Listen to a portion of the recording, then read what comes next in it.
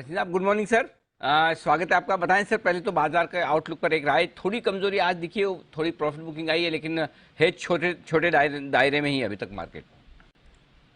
Good morning Anil ji. Morning तो sir. देखिए, अब आज लास्ट डे है एक्सपायरी वीक का, तो market has been all over the place, लेकिन हमें दिख रहा है कि कई शेयरों में डिस्ट्रीब्यूशन भी है। तो बी कॉशियस, हम आपको लगातार कहने हैं, मार्केट दोनों तरफ का मौका देता है। मेरे हिसाब से 14,600 650 के ऊपर जाना मुश्किल होएगा, तो यहाँ पे अपना हेज बना के रखिए और दोनों तरफ की ट्रेडिंग एक्टिविटी में पार्ट ले। यहाँ पे इन्वेस्टर की हैट मत मानिए, थोड़ा सा रुझान रखिए, लेकिन सिलेक्ट स्टॉक्स में, सिलेक्ट सेक्टर्स में हमें आउट परफॉर्मेंस है। और यहाँ हम आपको ये दावे से कहते हैं IT is going to be an outperformer, लेकिन उससे भी ज्यादा आउट परफॉर्मर फार्मा आएगा। लोगों को ये मंशा है कि अगर वैक्सीन मिल गई तो pharma will continue to rule the roost और mid cap banks will outperform large cap banks. तो इस कारण से दोनों तरफ आप अपना रुझान रखिए। आप कहें तो अब मैं दूं, कल के लिए आपका अपडेट था, मैंने आपको गोदरेज प्रॉपर्टी बहुत जोर से कहा था, 1455 बिक गया, उसमें आप प्रॉफिट बुक कर सकते हैं।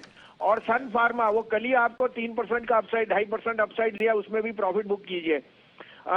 शॉर्ट साइड पे आपको हिंडाल्को दिया था, वो टारगेट हिट हो गया। और आपको अशोक लीलैंड दिया था शॉर्ट, वो भी 117 बिक गया।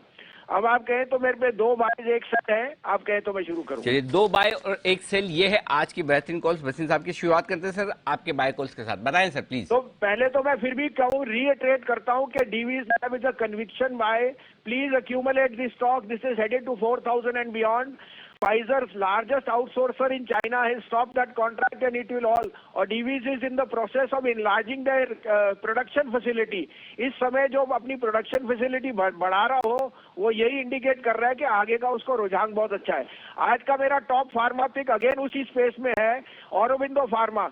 Outperforming stock, this deserves to be 1,200 rupees, but in the near term 925 to 930 to 35 में लीजिए। 915 का स्टॉप लॉस है, 980 to 1,000 का target for the trader.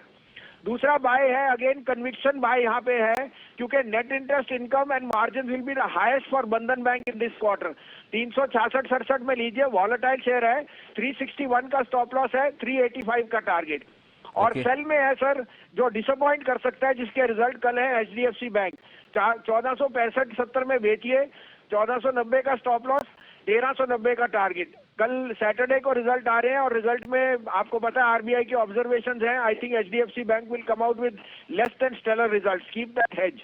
Perfect. तो हेज के तौर पर एचडीएफसी बैंक को बेचना है, लेकिन खरीदना है वो शेयर जो कमजोर है। और औरोबिंदो फार्मा ऑलरेडी करेक्शन दिखा चुका है, अब ये खरीदने का मौका दे रहा है। 930-35 में खरीदना है, 915 का स्टॉप लॉस, 980-1000 तक के टारगेट के लिए फिर से करें खरीदारी। वहीं बंधन बैंक में करें खरीदारी, 366-367। और बंधन बैंक काफी पहले वसीम साहब ने शॉर्ट कॉल भी दिया था जब बड़ा मजबूत था, अब कमजोर हो गया करेक्शन के बाद, तो यहां खरीदना चाहिए। 361 स्टॉप लॉस रखिएगा, 385 का टारगेट। एचडीएफसी बैंक हेज कर लीजिए शॉर्ट करके, कल रिजल्ट्स आने वाले हैं, सोमवार को जो भी होगा गैप से होगा।